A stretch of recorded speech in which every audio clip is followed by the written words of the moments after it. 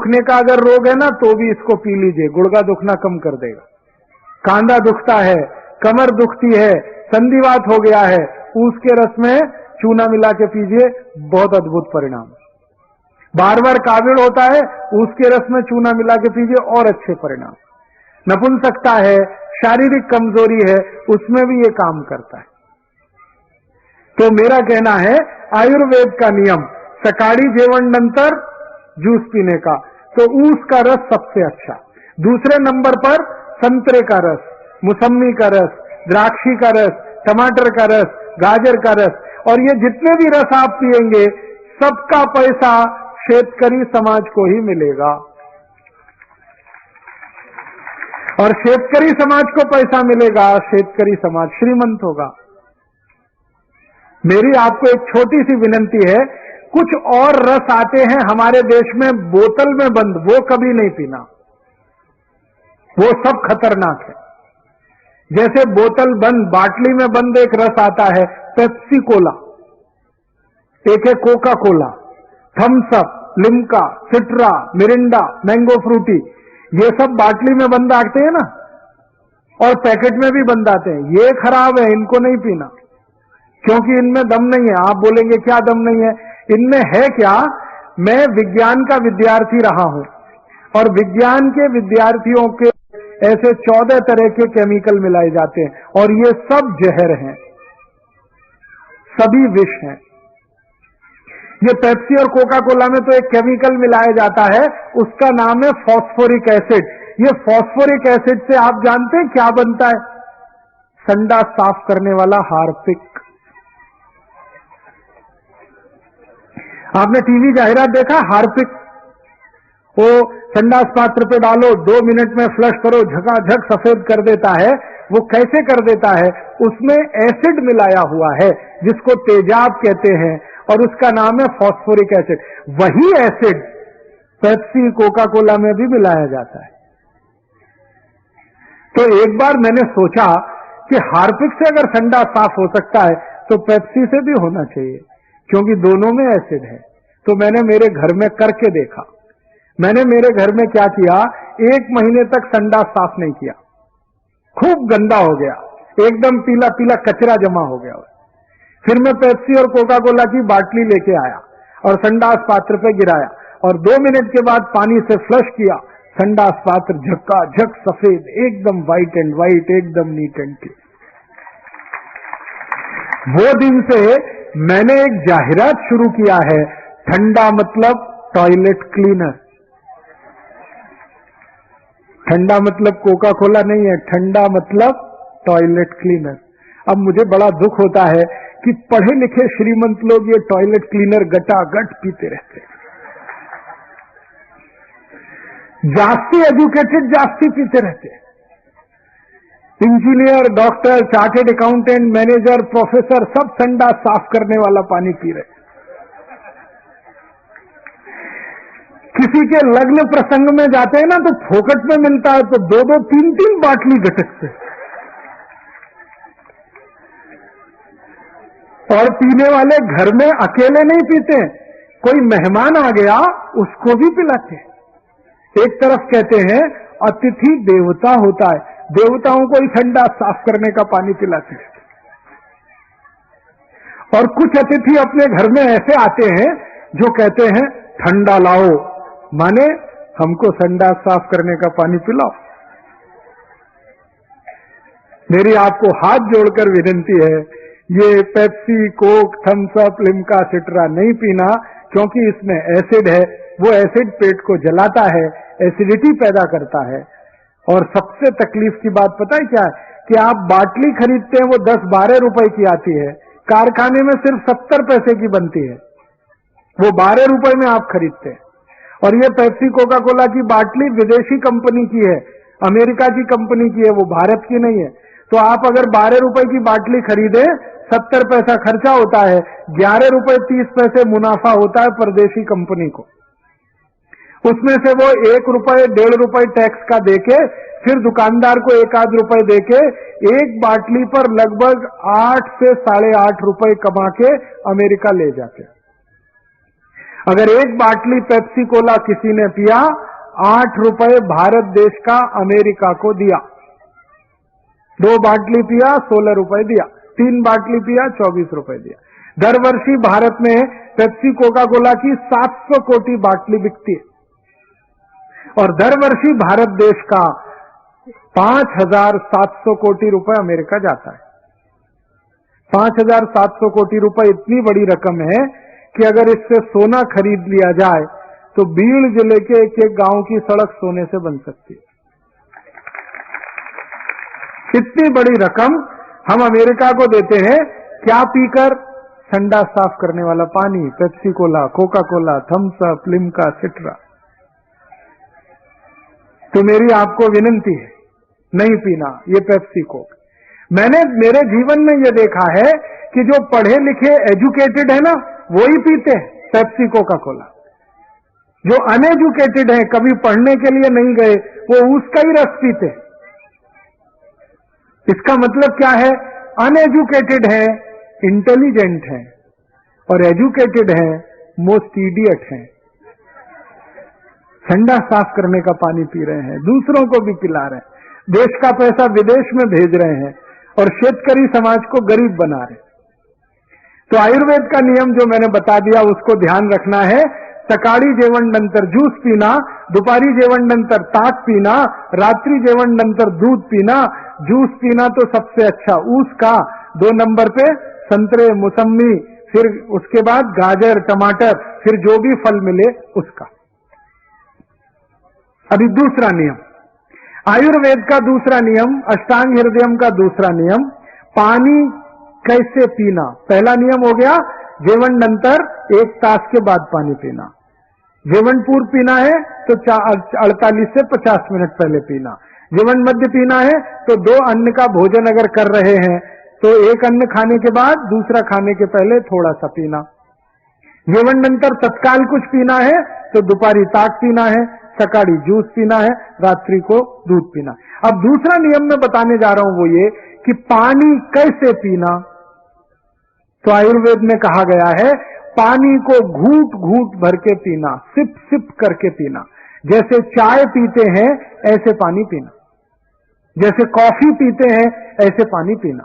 1 घूट लिया, फिर दूसरा लिया, फिर तीसरा लिया, ऐसे करके पीना। आप बोलेंगे क्यों? कारण बताओ। कारण उसका यह है कि हमारा जो मुंह है इसमें सतत एक पदार्थ बनता है जिसको लार कहते हैं।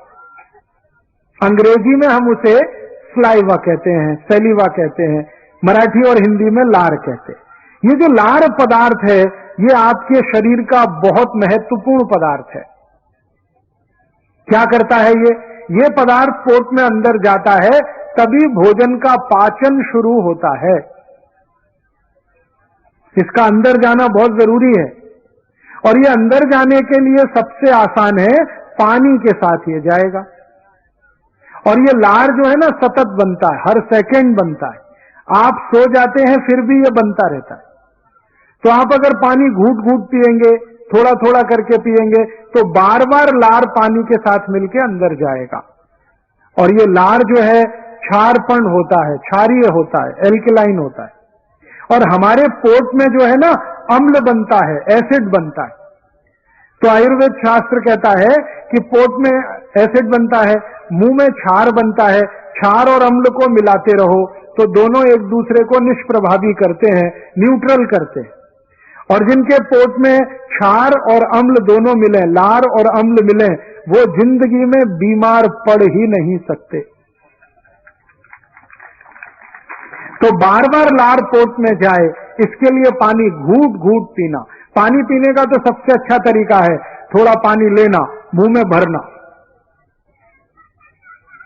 ऐसे ऐसे करके फिर पीना, सब लार मिलके अंदर जाए, बहुत फायदा होगा। ऐसे पानी पीना थोड़ा थोड़ा करके।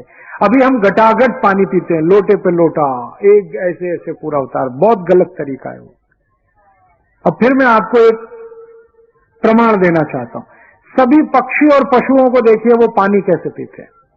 किसी पक्षी को देखिए एक थेंब पानी का उठाएगा, फिर ऐसे ऐसे मुंह करेगा, फिर पिएगी। सभी पक्षी ऐसे एक एक थेंब पानी पीते। कुत्ते को देखिए पानी कैसे पीता, चाट चाट के।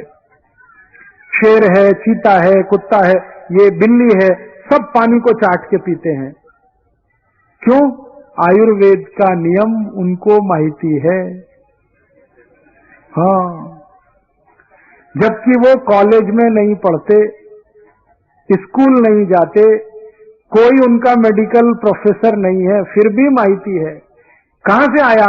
प्रकृति का ज्ञान उनको मिला है। इसलिए मैं बार बार कहता हूं, पशु पक्षी जानवर मनुष्य से ज्यादा होशियार हैं। मनुष्य अपने पे घमंड ना करे कि मुझे बहुत ज्ञान है। आपसे जास्ती ज्ञान पशु पक्षी को है, उनसे सीखने की जरूरत है। तो आप भी पानी को थोड़ा थोड़ा पीने की आदत डालें। जैसे चाय पीते हैं वैसे पानी पीने की आदत। आप बोलेंगे इसका फायदा क्या होगा? सबसे पहला फायदा बताता हूं। जिनको यहां पैर की एड़ी में दर्द होता है, घूट घूट पानी पीना शुरू करेंगे, ये दर्द धीरे धीरे खत्म हो जाए। जिनके शरीर में लठपना आ गया, मोटापा आ गया, घूट घूट पानी पिएंगे, लठपना अपने आप कम होता जाएगा, औषध लेने की जरूरत ही नहीं है। जिनको एसिडिटी है, हाइपर एसिडिटी है, पोट में जलन होती है, गैस बनती है, घूट घूट पानी पिएंगे, गैस बनना बंद हो जाएगी, एसिडिटी खत्म हो जाएगी। बहुत लाभ है इसके। आप इसको आज से ही शुरू कर देना, पानी घूट घूट पीना। ये 2 नियम हो गए। अभी तीसरा नियम है, सकाळी झोप नंतर तत्काल पानी पीना। सुबह सुबह जब आप सोकर उठते हैं ना, सबसे पहले पानी पीना। मुंह नहीं धोना, दांत साफ नहीं करना, पहले पानी पीना। आप बोलेंगे क्यों? रात्रि को आप सो गए, मुंह में जितनी लार बनी, उठते ही पानी पी लेंगे तो सब अंदर जाएगी। और सुबह सुबह की ये जो लार होती है ना, ये बहुत कीमती है। इसकी कीमत पता है कितनी है? 5 मिलीग्राम सुबह के मुंह की लार 16,000 रुपए में बिकती है। 5 मिलीग्राम। ये जो लार है ना, इसका आजकल शैशे बिकता है। शैशे समझते हैं? वो शैम्पू का जैसे होता है, छोटा सा पैकेट। 5 मिलीग्राम लार का शैशे 16,000 रुपए का है। इतनी कीमत है। अब आप क्या करते हैं? इस कीमती लार को सुबह उठते ही थूकते हैं, ब्रश घिस घिस के, पेस्ट कर करके थूकते हैं। इतनी कीमती चीज 16,000 रुपए की जो 5 ग्राम आती है, उसको फोकट में थूक रहे हैं अपने वॉश बेसिन। ये थूकने के लिए नहीं है, ये अंदर ले जाने के लिए। और ये सुबह सुबह की लार है ना, मैंने इसके बहुत परीक्षण किए हैं। ये औषधि है, दवा है। किस किस रोग में दवा है? अगर किसी को आंखों के नीचे काला काला हो गया, जिसको डार्क सर्कल कहते हैं, सुबह मुंह की लार निकाल के आंखों के नीचे लगाना शुरू कर दो, 3-4 महीने में सब साफ हो जाएगा। अगर किसी को कील मुहासे बहुत निकलते हैं, सुबह की लार लगा के मालिश करना शुरू कर दो, 2-3 महीने में कील मुहासे ठीक हो जाते हैं। किसी के आंखों में चश्मा लगा हुआ है, सुबह के मुंह की लार आंखों में काजल की तरह से लगाना शुरू कर दो, चश्मा उतर जाता है। अगर शरीर में कहीं चोट लग गई है और वो ठीक नहीं हो रही है, सुबह की लार उस चोट पे लगा लो, चोट ठीक हो जाती है। आपने देखा जानवरों को, उनको जब चोट लगती है वो क्या करते हैं? जीभ से चाटते हैं, है ना, और अपनी चोट ठीक कर लेते हैं। आप भी यही कर सकते हैं। अब ये लार में नुकसान कब होता है, हानि कब होती है? जब सुबह ही सुबह उठकर आप पेस्ट घिसते हैं, ब्रश करते हैं, तो उसके साथ सब थूकना पड़ता है, तो सत्यानाश तो आप अपना खुद कर रहे हैं। इतनी कीमती चीज को थूक रहे हैं पेस्ट के चक्कर में। तो ये पेस्ट करना बंद कर दो, तो लार थूकने की जरूरत नहीं पड़े। आप बोलेंगे क्या करें फिर? कड़ू लिंबाची काढ़ी करो। उसका क्या फायदा है? लिंबा की काढ़ी जैसे ही आप मुंह में लगाएंगे, लार जबरदस्त उत्पन्न होती है। करके देखो, मैं करता हूं। जैसे ही काढ़ी चबाना शुरू करेंगे, जास्ती लार बनेगी वो पीने की है, थूकने की नहीं है। तो आप बोलेंगे उसका लाभ क्या है? लिंबाची काढ़ी घिसते हुए जो लार पी लेंगे, जिंदगी में डायबिटीज उनको नहीं हो सकती, शक्कर का रोग नहीं हो सकता, शुगर की बीमारी नहीं हो सकती, घुटनों का दर्द, कमर का दर्द, कंधे का दर्द नहीं हो सकता। आजकल एक बहुत खतरनाक रोग आया, चिकनगुनिया, सुना है आपने? हाँ, ये कभी नहीं होगा जीवन में अगर कड़ू नीम की काढ़ी घिसते हुए लार पिए। आपको एक माहिती है, अपना नया वर्ष आता है गुड़ी पड़वा, है ना? तो गुड़ी पड़वा के दिन हम प्रसाद बनाते हैं, तो उसमें कड़ू नीम का पान डालते हैं कि नहीं? मैंने एक बार आयुर्वेद के एक बड़े पंडित को पूछा कि हम गुड़ी पड़वा के दिन, नए वर्ष का पहले दिन कड़ू नीम का पान क्यों खाते? तो उसने कहा कि ये कड़ू नीम का पान खाने से लार जास्ती बनती है, लार जास्ती बनेगी तो रेजिस्टेंस जास्ती होता, प्रतिरोधक शक्ति, और प्रतिरोधक शक्ति जास्ती है तो रोग नहीं आ सकता। और गुड़ी पड़वा कब आता है? चैत्र मास में आता है ना। चैत्र मास का पहला दिन सबसे जास्ती रोग होने की संभावना है। क्यों? बात ऐसी है कि वो जो पहला दिन है वो संधि काल है। संधि काल कैसा है? गर्मी आ रही है, सर्दी जा रही है, उसका संधि काल है। संधि काल में सबसे जास्ती रोग होते, और उन रोगों को लड़ने के लिए शरीर की प्रतिकारक शक्ति लगती है। उस प्रतिकारक शक्ति को लाने की ही सबसे बड़ी ताकत कड़ू नीम और लार में है। इसलिए हमारे पुराने लोगों ने एक नियम बना दिया, गुड़ी पड़वा के दिन प्रसाद खाना कड़ू नीम का। अब कड़ू नीम का प्रसाद खाते हैं, आप निरोगी हो जाते हैं, तो कड़ू नीम का दातुन क्यों नहीं कर सकते निरोगी होने के लिए? दांत भी मजबूत होंगे और पैसे भी बचेंगे। कड़ू नीम का दातन 50 पैसे का एक आता है, और मैं तो शहर में रहता हूं इसलिए, गांव में तो फोकट का ही आता है।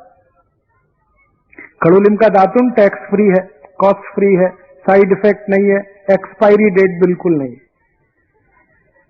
गांव गांव गली गली उपलब्ध है। मैंने एक दिन हिसाब निकाला, सब भारतवासी टूथपेस्ट घिसना बंद करें, कड़ू नीम का दातुन करें, तो टूथपेस्ट का जितना बिक्री है वो खत्म हो जाएगा, और उतना ही बिक्री कड़ू नीम के दातुन का बढ़ जाएगा। इस बिक्री में 50 लाख बेरोजगार नागरिक गांव गांव में रोजगार पा सकते हैं कड़ू नीम का दातुन बेचकर। आप कभी मुंबई जाते हैं? मुंबई के सभी रेलवे स्टेशन पे दातुन मिलता है कि नहीं? 50 पैसे का एक, 1 रुपए का 2, 1 रुपए का 3, 5000 गरीब लोग मुंबई में रोजगार पाते हैं कड़ू नीम का दातुन बेचकर। और मुंबई जैसे भारत में 680 शहर हैं, सभी शहर में सब लोग कड़ू नीम का दातुन करें तो लाखों लोगों को रोजगार मिलता है। खर्चा भी कम होता है। खर्चा कम कैसे होता है? टूथपेस्ट हम खरीदते हैं, कॉलगेट, क्लोजअप, पेप्सोडेंट, सिबाका, फॉरेंस, 100 ग्राम आता है लगभग 30 रुपए का, तो 1 किलो हो गया 300 रुपए का। अब 300 रुपए का 1 किलो हम पेस्ट खरीदते हैं, और 150 रुपए का 1 किलो गाय का तूप आता है। 150 रुपए किलो तूप है, 300 रुपए किलो टूथपेस्ट है। तूप को भाखरी पे लगा के खाते हैं, सस्ता है, और टूथपेस्ट 300 रुपए किलो का दांत में घिस के थूकते हैं, वो महंगा है। महंगी चीज थूकते हैं, सस्ती खाते हैं। क्या कहते हैं? हम बहुत इंटेलिजेंट हैं, 300 रुपए किलो की चीज को थूकते हैं, मोस्ट इडियट हैं। 300 रुपए किलो की चीज को थूकने की जरूरत है? लोग मुझे पूछते हैं फिर क्या करें? मैं कहता हूं ये टूथपेस्ट 300 रुपए किलो इतना महंगा है, इसको थूकना क्यों? यही पेस्ट को भाखरी पे लगा लगा के खा लो, तूप से तो महंगा है।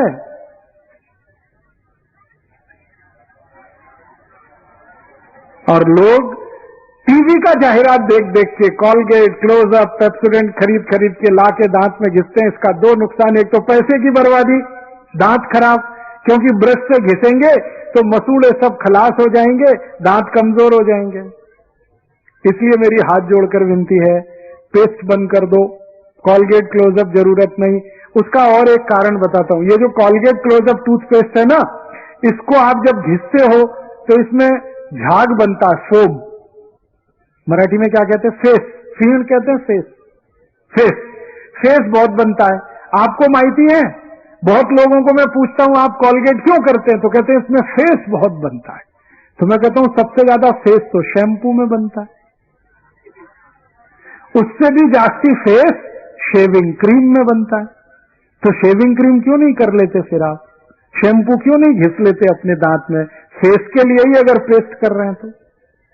आपको जो मैं माहिती देना चाहता हूं, ये जो फेस बनता है टूथपेस्ट में, ये फेस बनाने के लिए एक केमिकल लगता है। उस केमिकल का नाम है सोडियम लॉरेल सल्फेट, और ये दुनिया का सबसे खतरनाक केमिकल है, कैंसर करने वाला केमिकल है। विज्ञान की माहिती मैं आपको दे रहा हूं, 0.5 मिलीग्राम सोडियम लॉरेल सल्फेट आपके शरीर में डाल दिया जाए तो आप कैंसर से मर जाएंगे, इतना खतरनाक है। और वो टूथपेस्ट में सबसे जास्ती मिलाया जाता है, और वो आप अंदर घिस रहे हैं, वो जीभ की लार के साथ मिलकर अंदर जाता है, बहुत तकलीफ है, कैंसर हो जाएगा, मत करिए टूथपेस्ट। अमेरिका और यूरोप के देशों में तो टूथपेस्ट जो बिकता है ना बाजार में, उसके डब्बे पर चेतावनी लिखी रहती है अंग्रेजी भाषा में, वार्निंग। आपने देखा भारत में सिगरेट के पैकेट पर एक माहिती लिखा होता है, cigarette smoking is injurious to health. America में कॉलगेट टूथपेस्ट पर यही लिखा रहता है, Colgate is injurious to health. और उसमें 3 बात लिखते हैं। पहली बात लिखते हैं, please keep out this Colgate from the reach of the children below 6 years. इसका मतलब क्या हुआ? 6 साल से छोटे किसी बच्चे को ये कॉलगेट नहीं देना। दूसरी माहिती लिखते हैं, in case of accidental injection please contact immediately poison control centre. माने गलती से किसी बच्चे ने ये पेस्ट कर लिया, तुरंत उसको हॉस्पिटल ले जाना, इतना खतरा है। और तीसरा सेंटेंस लिखा होता है, if you are a adult then take the paste on your brush only in pea size at your own risk. इसका मतलब क्या हुआ? अगर आप बड़े व्यक्ति हैं तो अपने ब्रश पर बिल्कुल थोड़ी मात्रा में कॉलगेट लेना।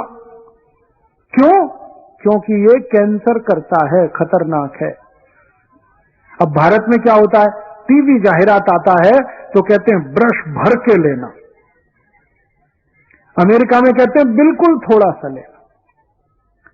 तो हम ब्रश भर भर के जो कर रहे हैं ना कॉलगेट, हम खुद कैंसर की बीमारी बुला रहे हैं। इसलिए मेरी हाथ जोड़कर विनती है, कॉलगेट क्लोजअप बंद कर दो।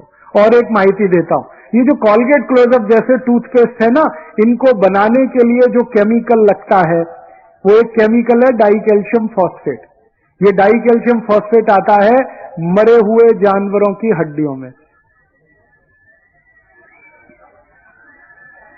अब मरे हुए जानवरों की हड्डियों में से जो केमिकल आता है, उससे टूथपेस्ट बनता है, और उसको सकाड़ी सकाड़ी मैंने देखा है, उपवास करने वाले लोग, उपवास करने वाले पानी भी नहीं पीते, लेकिन मरे हुए जानवरों का हड्डियों का पाउडर मुंह में घिस घिस कर उपवास करते हैं, फिर कहते हैं हम शाकाहारी हैं। नहीं करना ये कॉलगेट, क्लोजअप, पेप्सोडेंट सब बंद करो। क्या करना? खड़ू लिंबाची काढ़ी, और दूसरी एक है बावड़ीची काढ़ी। बावड़ी है ना, उसका भी दातुन होता है। फिर एक बहुत अच्छा पेड़ होता है मदार की काढ़ी, और एक अच्छा पेड़ है कदम्ब की काढ़ी, और एक अच्छा झाड़ है जिसकी काढ़ी की जा सकती है जाम, अमरूद कहते हैं हम लोग हिंदी में, मराठी में जाम, उसकी भी काढ़ी। आम है ना, आम, आंबा की काढ़ी, वो भी दांत घिसने में काम आती है। 12 वृक्ष हैं भारत में जिनकी काढ़ी की जाती है। सबसे अच्छी कड़ूलिम की, दूसरे नंबर पर बावड़ी की, तीसरे नंबर पर मदार की, कदम की, ऐसे 12 वृक्ष। और काढ़ी गांव गांव उपलब्ध है। मैंने हिसाब निकाल के बता दिया, अगर सब लोग काढ़ी करें 50 लाख लोगों को, बेरोजगारों को काम मिलता है, देश का पैसा भी बचता है, दांत भी अच्छे रहते हैं, लार जास्ती उत्पन्न होती है। समझ में आया? तो लार का ऐसा महत्व है। सुबह सुबह सोकर उठें, सबसे पहले पानी पिएं ताकि लार सब अंदर चली जाए, उसके बाद दंत मंजन, नहीं तो दातुन करें, पेस्ट बिल्कुल ना करें। अभी तीसरा नियम, सॉरी चौथा नियम, तीसरा तो ये हो गया, अभी चौथा नियम। चौथा नियम है जिंदगी में कभी भी ठंडा पानी नहीं पीना।